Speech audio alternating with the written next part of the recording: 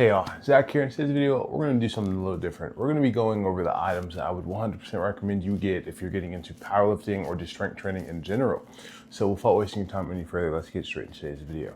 So, if you've been watching my content for a while, I am an avid deadlifter, and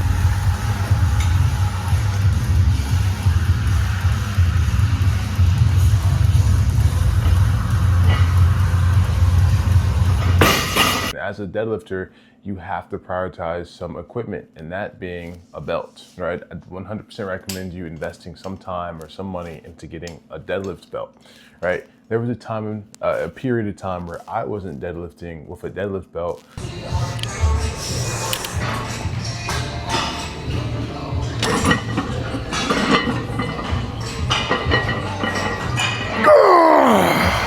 I guess I'm different.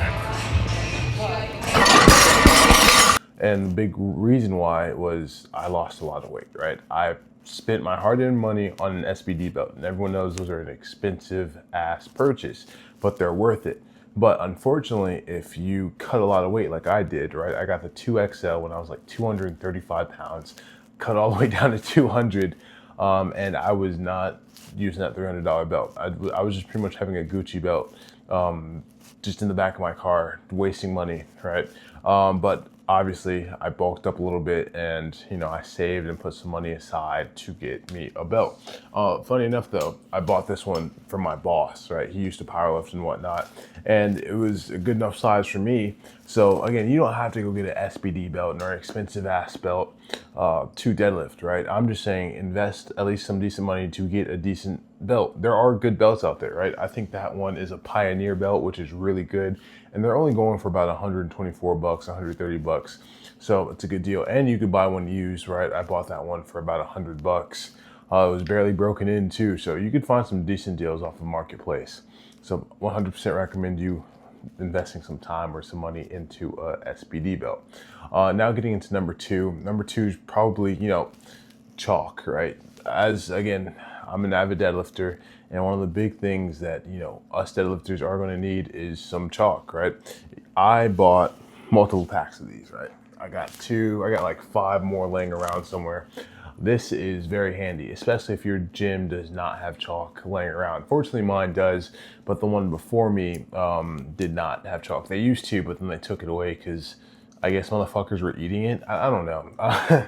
But once I start going anything over 500 pounds, this is going to just come out in my gym bag, right? Because you're going to need it, right? Especially if you're pulling hook grip. I don't know if you know what hook grip is. It's just pretty much when your pointer finger and middle finger are wrapped around your thumb, and your thumb is tightly wrapped around the bar. And hook grip is notorious for, shedding or ripping your skin off, especially at heavier weights. Personally, I've never had that happen to me because I have some chode ass thumbs. In other words, like some thick thumbs, thank God. And I like to lather my shit up in chalk because, again, I don't want that shit to happen to me. I'm good.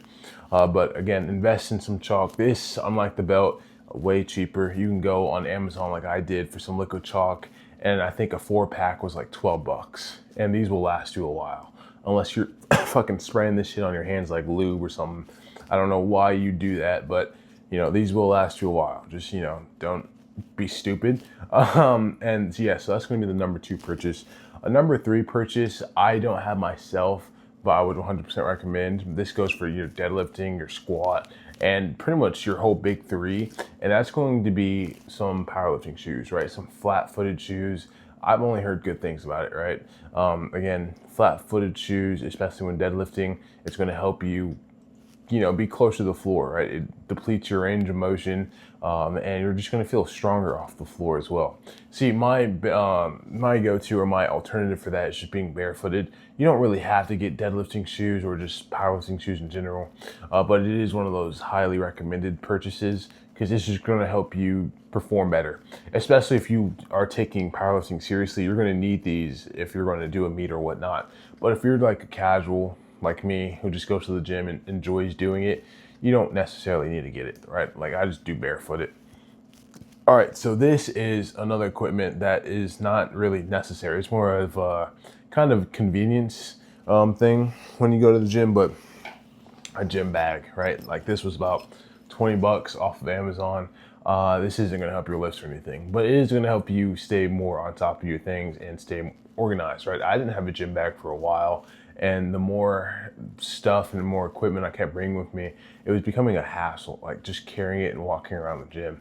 I don't know, like, I don't know if you're me or if you go to a bigger gym, right? I used to go to a big gym and just carrying shit with me the whole time, going to equipment, I tend to lose track of things, right? And I was always leaving shit behind.